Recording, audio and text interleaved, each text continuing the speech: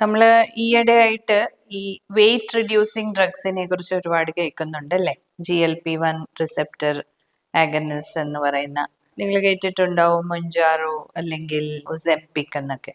അപ്പം സത്യം പറഞ്ഞാൽ അത് എല്ലാവർക്കും എടുക്കണോ, വെറും വണ്ണമായിട്ട് കാണുന്നവർക്ക് എല്ലാവർക്കും എടുക്കണോ എന്നുള്ളൊരു ചോദ്യമാണ്. അപ്പോൾ നമ്മൾ BMI എന്ന് പറയുന്ന ഒരു അളവ് കണക്കിലെടുക്കാറുണ്ടല്ലോ അല്ലെ? ഹൈറ്റും വെയിറ്റും തമ്മിലുള്ള ഒരു അനുപാതമാണ്.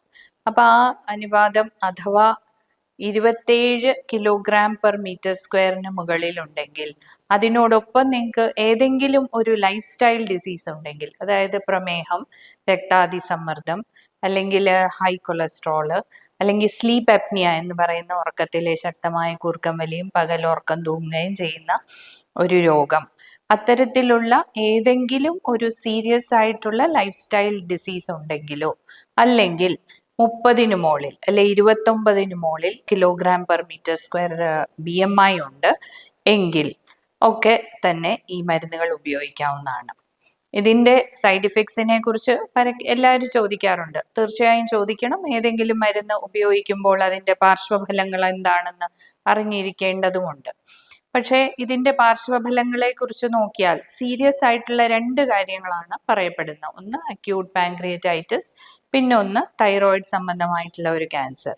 ഇത് രണ്ടും ഇതുവരെയുള്ള പഠനങ്ങളിൽ വളരെ വിദൂരമായിട്ടുള്ള സാധ്യതകളാണ് ഇതിന് കാണുന്നത്. ഇവ മുമ്പുണ്ടായിട്ടുണ്ടെങ്കിൽ, അല്ലെങ്കിൽ ഇത്തരത്തിലുള്ള തൈറോയിഡ് ക്യാൻസേഴ്സിന്റെ ചരിത്രം വീട്ടിലുണ്ടെങ്കിൽ മാത്രം നമ്മൾ കോഷ്യസ് ആയാൽ മതി. അല്ലാത്ത പക്ഷം ഈ അമിത ഭാരം കൊണ്ടുണ്ടാകുന്ന സൈഡ് ഇഫക്ട്സ് എത്രമാത്രമാണ് അല്ലേ?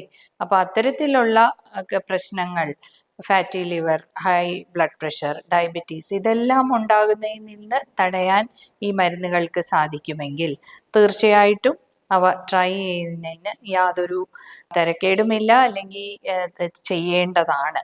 പക്ഷേ അത് കൃത്യമായി ഒരു ഇത്തരത്തിലുള്ള മരുന്നുകൾ കൊടുത്ത് ശീലമുള്ള ഒരു ഫിസിഷ്യനോ എൻഡോക്രൈനോളജിസ്റ്റിൻ്റെയോ അറിവോടെ ആയിരിക്കണം, പ്രിസ്ക്രിപ്ഷനോടെ ആയിരിക്കണം എന്ന് മാത്രം.